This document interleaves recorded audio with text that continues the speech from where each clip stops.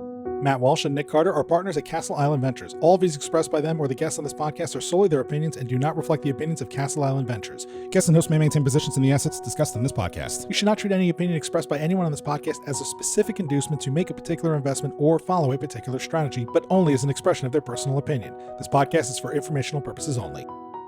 Brought down by bad mortgage investments, Lehman, which has 25,000 employees, will be liquidated. The federal government loans American International Group, AIG, $85 billion. This is a different kind of market, and the Fed is asleep. The federal government is stepping in to stabilize Fannie Mae and Freddie Mac, the two mortgage giants that have been threatened by the housing crisis. The Bank of England has pumped £75 billion more into Britain's ailing economy with a new round of quantitative easing. You print a couple $1 trillion, and all of a sudden, people start to worry. So out of this worry, we have something called the Bitcoin. Welcome to On the Brink. I'm Matt Walsh. And I'm Nick Carter. Busy week of deals here. Feel like the industry news is a little bit quieter. No major DeFi hack this week, although there was another hack. There was a smaller hack. I found a chart online today saying that even though it seems like there's a lot of hacks, we're still not at our peak in terms of hack to TVL ratio for DeFi. That's almost hard to believe. When was the peak? Well, now I can't find the chart again, but safe to say it's not the worst time ever in DeFi. I think because we figured out the flash loan thing. You don't hear about flash loan hacks anymore, do you? No, and you hear fewer smart contract hacks as well, don't you? It feels like the maybe the infrastructure is hardening in certain categories, but the hackers are always one step ahead. Yeah, but it's just actually a good sign, right? So the smart contract crypto economic aspect is more secure, it seems. We've sort of incorporated a lot of those lessons. The gap is that infrastructure layer. Yeah. So that's not fully secure yet. But we're learning. That's the thing. It's an adaptive system. Each hack selects for the most secure smart contracts, right? So it's actually, we get better with time, don't you think? I think that's right. It still seems like the major points of vulnerability are getting into the phone. So, that's an issue. SMS two-factor, I can't believe that this is still a thing that people use. The other thing is these attacks that are like the fake Zoom links where people just get in and all of a sudden they have keylogger information on your device. That's a big issue. Yeah, that seems... I'm so surprised that people still fall for that, actually. Like, I get it. It's like someone you've talked to in the past. Oh, they wouldn't be scamming you, right? And then they send you a Zoom link. You can see them on the Zoom. You can't hear. And it's like, oh, download this plugin, whatever. Okay. Don't do that. But, there have been so many cases of this. How are people still fall? I don't know. I don't want to victim blame, but how are you still falling for it? I can kind of see it because when a Zoom link is starting or you're kind of in a race to get your next Zoom, all of a sudden things are popping up. You're just clicking to try to minimize the screen. You could see how someone could get put in the headspace. It's like picture the first call that you ever got years and years ago saying that they were Verizon or saying that they were your cable company. You actually probably would have taken it seriously. Yeah, it exploits people's desire to please their counterpart. And reason goes out the window. But at this point, if you get a DM from a friend or someone you knew in the past, and especially if you haven't talked to them in a while, and they send a Zoom link and ask to generally catch up, you just don't have to. No. Or you can send a Google Meets. Send them a link, Yeah, you've been saying it for a while that just the way telephones and texts work, that probably needs to change, right? It almost needs to be like an opt-in payment. Maybe we need hash cash, like a minimum payment to reach out to someone. Something has to change for sure. I just don't pick up the phone anymore. If someone really needs me, you can leave a voicemail. Yes. That's a thing that you can do. It is a thing. I think people age 25 and under are not aware of this technology. They just don't know about voicemails. They don't leave them. But the voicemails are great. People probably long for the good old days where getting scammed meant, getting something in the mail and filling it out and sending it back with a check or something. This is also something young people don't know about. There used to be this thing where everyone's address, name, and phone number was in a book that was distributed to everyone in town. Crazy. The white Can pages. you imagine? Talk about a high trust society. We don't have that anymore. No. It's unbelievable that was a thing. That was the thing. You could just look someone up, find out where they lived, and call them. Or just calling the operator. It used to be 0, then it went to 411, right? It's just, okay, where does Nick Carter live? Can you get me his phone number? That one I never did that. I mean, that's how you used to, like, you know, all right, hey, I need to get some help on my homework, and this person in my class, I don't know their phone number. Yeah. You just call 0. Yeah, and you in high schools would send out directories Yeah. of everyone enrolled. Yeah. Yeah, the past is just, it seems like such a distant time. Well, we didn't have digital bearer assets back then to steal, I guess. Yeah, Satoshi's got a lot to answer for. You kind of knew your local banker, too. So if someone walked in to steal your money out of the bank, it would have been a little harder. So on that sunny note, we actually did a retrospective on the KelpDAO hack this week with Pluto. I don't believe that's his Christian name originally. The founder of Harbor, co-founder of Harbor, to talk about how we can avoid this in the future. Thought it was a very elucidating conversation. Yeah, that was a good one. I think there's a interesting question here around how do you get made whole on this? Seems like the industry is sort of aligning on a kind of a bailout fund, which is interesting. Yeah, what I'm not clear on is this a donation, or are you getting equity in something, or is it a loan? What are the terms of these funds that are being dispersed to? I guess it's Aave. Yeah. Is the recipient? Yeah, Aave is the one with the bad debt. So they're ultimately the recipient. Same question for the Drift and Tether lock-in, right? What were the terms of that? I mean, it's actually really encouraging to see the disparate crypto. I mean, Solana is getting involved in this. Yeah. It had nothing to do with Solana. It's quite cool to see. Sort of a decentralized, like, Madoff recovery. By the way, that's a good Netflix documentary, the Madoff one. It's like a 4-part Is there series. a new one? Yeah, I think it's new. I just finished it. It was quite good. That guy Irving Picard recovered most of the funds. Well, I was going to say, wasn't there a full recovery in the end? I think it was full or close to full, but the way that it had to happen was tough. I mean, it was people that were pulling money out of that thing had to go in pocket and send a bunch back. And then JP Morgan actually had to pony up like $3 billion. Definitely an impressive recovery. The funny thing is FTX had a similarly high recovery, but we're upset about it. Well, it's dollarized, right? So they still haven't recovered on a crypto basis. But that's where I think some of these funds that go in and buy bankruptcy claims, you know, if they're trading down in like the 10-cent range, it's like, okay, if they have a good CEO, trustee coming in to run this thing, just go long because they just sue everyone. Yeah, that was pretty much the right trade in almost any sort of exchange hack historically. Yeah. It's worked out. In most bankruptcies, it seems to work out too. Yeah. All right, let's hop into the deals of the week. First one up is Sodot, which is a crypto security company. They were acquired for $100 million in equity by MoonPay. Next up, there's Squads, a stablecoin payments platform. There is $18 million from Solana Ventures, Coinbase Ventures, Han Ventures, and L1D. Blockworks announced a Series A extension at a $192 million valuation from Parify, Reciprocal, and Coinbase. Then we have Bello, the LATAM-based stablecoin wallet app. They raised $14 million from Tether and Titan Fund. Liquid, which is a mobile trading platform, they raised $18 million from Neo, Left Lane Capital, and others. Fence is a stablecoin-based debt operations platform. They raised $20 million from Galaxy, Parify, and Crane Venture Partners. Then it's Legend Trade, which is a crypto trading app. They raised $3.5 million from Electric and Amber Group.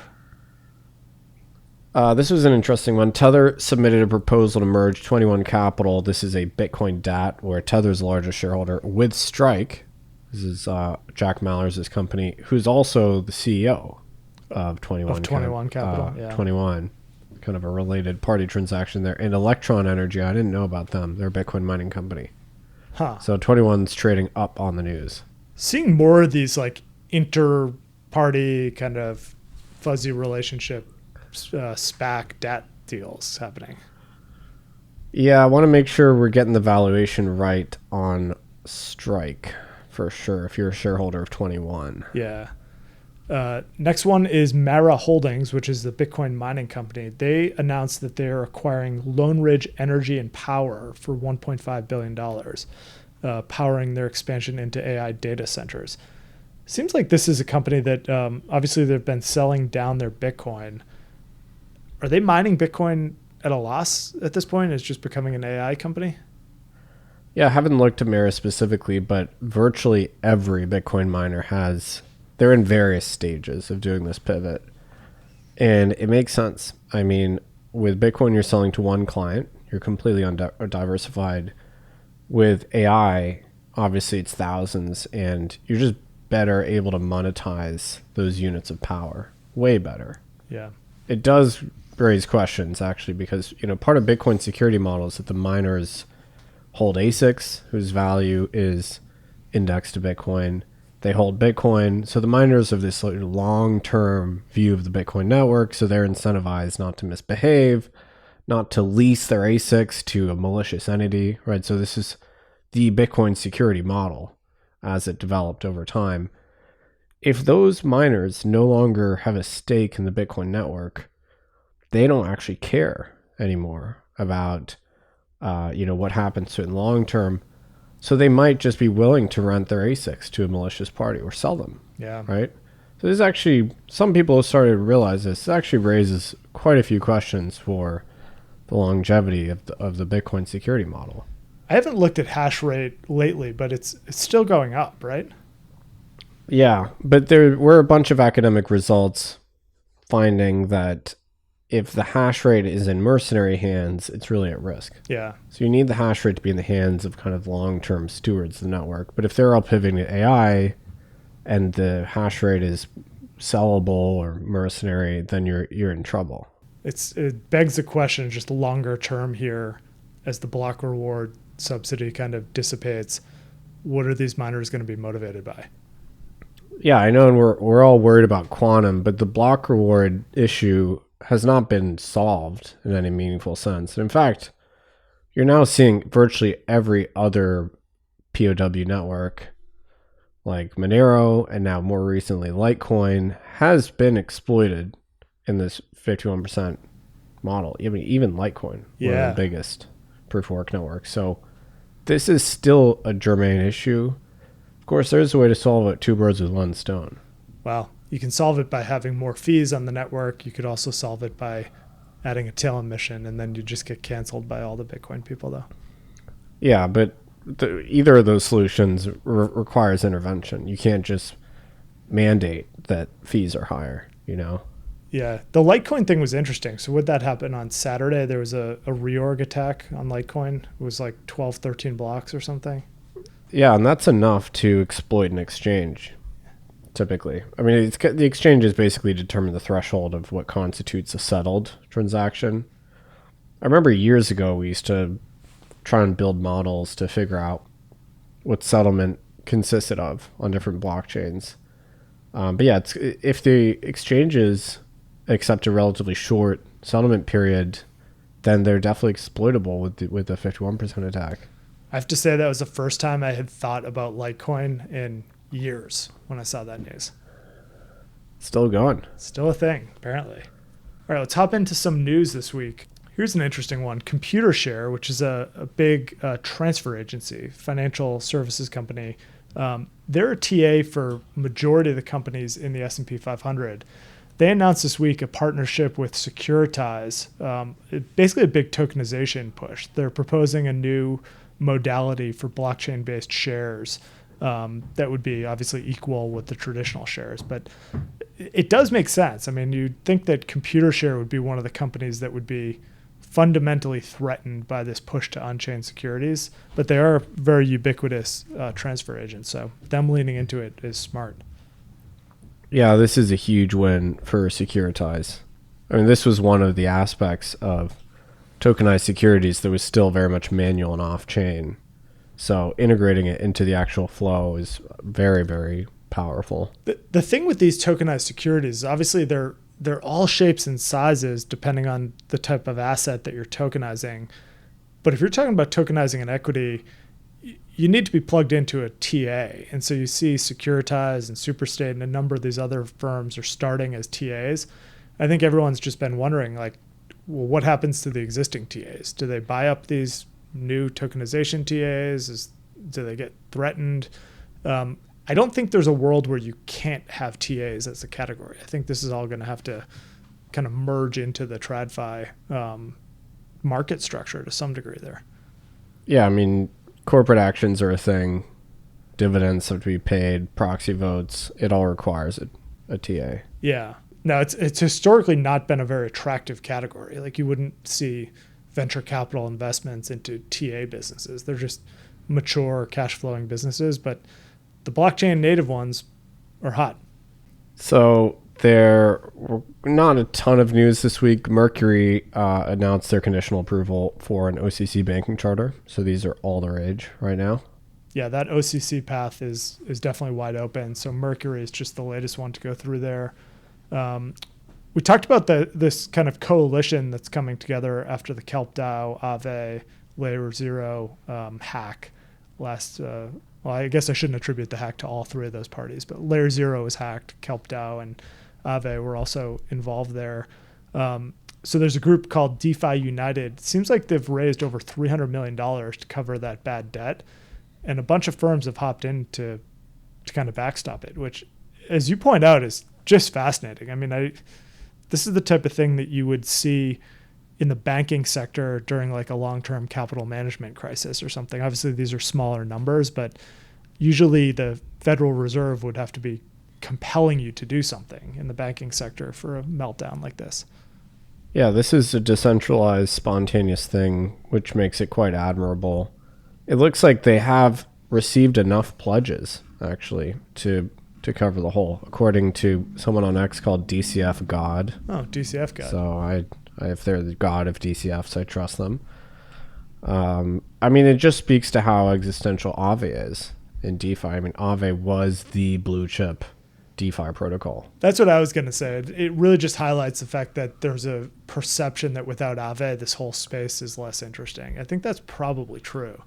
Although I wonder if the kind of the pooled model is going to be the way that this works going forward. I think just isolated pools is much more of a flavor of something that a traditional financial firm could get behind in terms of large deposits.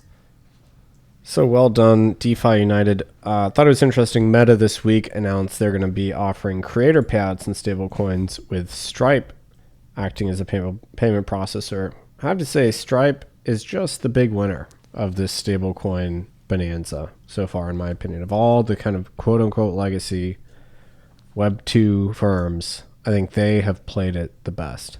I think that's right out of the legacy firms. Obviously, the startups have done great, and that's probably a kind of a better play as just the categories of startups that have done well here. But Stripe kind of getting into this at scale, they've been great. I wonder what Zuckerberg thinks about this whole category, because I mean, he tried to do this like 6 years ago. I mean, 2019. He's got to be sitting there and just saying, "All right, all of this could have been ours, but we were blocked." Scar tissue, I bet. But better late than never. There was a big controversy this week. Project 11, of course, we are investors, and we're on the board there. I am on the board. They paid out this Q-Day prize to a researcher called Giancarlo Lelli. And his claim and their admission was that he had broken a 15-bit elliptic curve private key. Of course, that's very far from 256 bits. The prize came under suspicion after the 1 Bitcoin prize was paid out. The allegation was that the quantum computer hadn't really done the work and that it had been primed with a result that was achieved classically. Of course, it's trivial to break a 15-bit key classically. Actually, the record is all the way up to 117 bits. And so there were a lot of questions about this. I think it does illustrate the challenge of trying to create a quantum canary because, as I said, elliptic curves have been broken all the way up to 117 bits with classical methods. So to really trust a break by a quantum computer would have to be above that. So 120 or so. So that's the problem, is that when a quantum computer breaks a 120-bit curve, the resource requirements to go from that to 256 are actually quite small for the quantum computer, not for the classical computer. you're talking about a doubling in logical qubit requirements or a 10x factor of runtime. So the same quantum computer that can break 120 bits, if you run it for 10 times the time, you could break 256. So you wouldn't have that much time between that result and Q-Day. So that's the trouble with all these challenges. So what did you say was the bits that have been broken classically? What's the number? 117 for a generic ECDLP circuit, and then for a Bitcoin key specifically, it's actually 130. And how does 117 map to characters that you would use in a password, for instance? I think it's like 60 digits, give or take. It kind of makes you wonder why every website in the world isn't just like the maximal strength in terms of the password requirement. Well, because it required a very big cluster of FPGAs to do it. I guess. It's still, pretty heavyweight. But if you're like a politically exposed person, wouldn't you, that not communicating on government hardware, your password should be like paragraphs long then.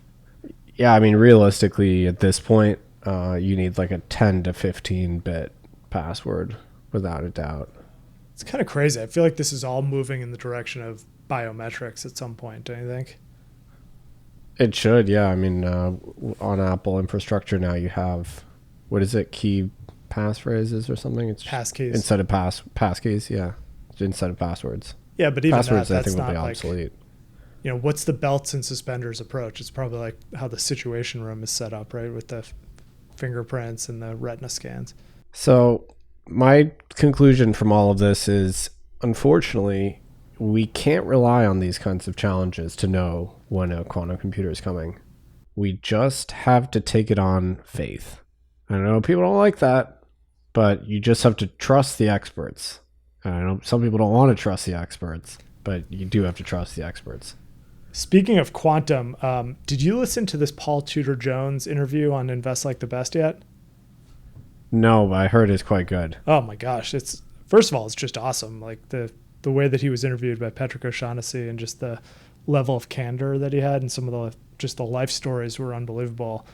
But he brought up Bitcoin a couple of times. And, at one point he was talking about not being remembered on his deathbed for, predicting this crash or, predicting when to invest. And he brought up Bitcoin, which made me think that he had probably just crushed it on the Bitcoin trade during COVID. Well, because he famously bought in 2020. He did, right? yeah. He went on CNBC and said that, I think he was the one that said Bitcoin's the fastest horse. Yeah, he did. So I think he must have just cleaned up on that. But he talked about Bitcoin being better than gold on a lot of dimensions, but he specifically brought up quantum as a vulnerability. And here's the best investor in the world. Well, I guess I would call him best trader in the world. And he's bringing it up. It does show you that this is just fully permeated into the zeitgeist in terms of a potential deficiency for Bitcoin. Yeah. This is what we thought would happen, right? You can't keep these problems contained. I know the Bitcoin has tried to do this sort of blue wall of silence thing where we're all in a Mexican standoff and we're daring the other guy to talk and hoping that, the wider world doesn't discover these problems. But of course it was going to happen. So that you can't go back. You can't convince him now that it's not a problem. It is obviously a problem if you're thoughtful. The only way forward is to fix the problem, not to yell at the people that say there's a problem. As good as that may feel, it's not going to solve the problem. You have to fix the core issue. I think that's right. If this is being called out as the biggest thing that would hold back a thesis from an investment perspective, it's a very solvable one. The other things that people bring up are kind of further fetched, like the internet going down everywhere all at the same time. I guess that could happen, right? With like a solar flare, but we'd have a lot bigger problems at that point. Just electrical grids going down. Obviously it's worse than gold, but we're probably living in a Stone Age civilization if all the electricity and the internet goes down. But this is just a very high profile case to not own Bitcoin, and it's solvable. Yeah, exactly. So the good news is that we can completely do away with this concern by actually acknowledging and fixing the problem. And I know no Bitcoin dev ever wants to actually do anything, but you have to. I'm sorry. You have to work. Solana this week announced that they had a path forward. So, basically every other blockchain is going to fix this. Bitcoin is going to be the last. Ethereum is already planning on a 2029 upgrade cadence. Solana is now announcing they're most likely going to use lattice-based signatures, which Bitcoin developers are very scared of. Bitcoin devs seem to favor hash-based. We won't get into it, but just use lattice. It's fine. So yeah, Bitcoin's going to be the last one. Hopefully they do come around. I am seeing promising signs from the development community. They do seem to be taking it more seriously. Yeah, they're definitely talking about it more. Here's an interesting one. Gemini, the Winklevoss twins company, they're approved for a DCO license from the CFTC. So this allows them to act as a clearinghouse for regulated derivatives and prediction market contracts. They've been trying to get this for a long time. This was actually why they were upset at Quintens, because they had been blocked at the CFTC level from getting this. So now they have it. Polymarket is also looking for CFTC blessing to redomicile their primary exchange to the US. I think that'll be a little bit trickier potentially. But a lot of movement here in the CFTC world. Yeah, and I know we've been talking about insider trading a lot. I wanted to draw your attention. I saw a study this week that for political event contracts that traded for around 25 cents, what rate would you expect them to settle at? If you're buying the contract for 25 cents, what percentage of the time would you assume that would be correct? I don't know, 25%? Yeah, you'd think so, right? You'd think so. That's what a kind of orderly market would look like. Now, this study looked at political large bets, right? Specifically large political bets on Polymarket that were initially purchased for 25 cents on the dollar. They settled on, or they won on average 50% of the time. They converged to a payout at 100%, 50% of the time after trading at 25%. That's interesting. Which is a much higher rate than you'd expect in an efficient market. So why might that be? Insider information. Correct. So this is a way of seeing that there is a general presence of insider information on the market without pointing fingers at any trader or any market specifically. So you see this dislocation, large bets on political markets settle at too high a rate than expected. There's probably insider information. I would love to. Is that a public methodology, how they did that? I'd have to look into it. It'd be really interesting. I thought that was a very interesting finding.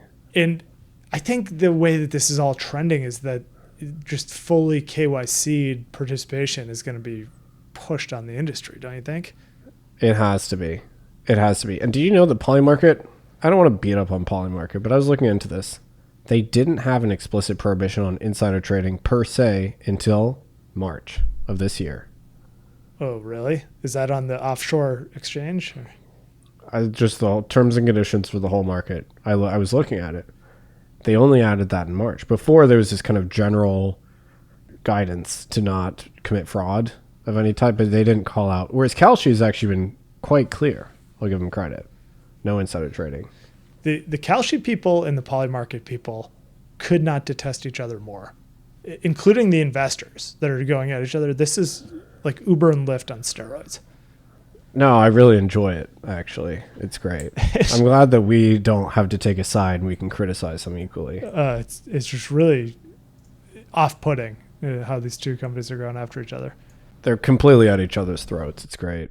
Last one, news of the week, is Wasabi Protocol, which is a perps trading platform. They were drained for $4.5 million via an admin key attack. So it's pretty similar to Drift, it looks like. But yeah, to your point earlier, it seems like it's more of these type of vulnerabilities that we're seeing in the wild as opposed to the smart contracts.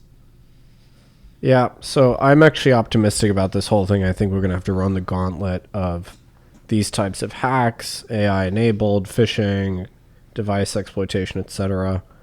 And then when we get out the other side, we'll have best practices in place, and hopefully everything will be safer. So I think that is it for the week. Everybody have a safe and healthy weekend, and we will see you on Monday.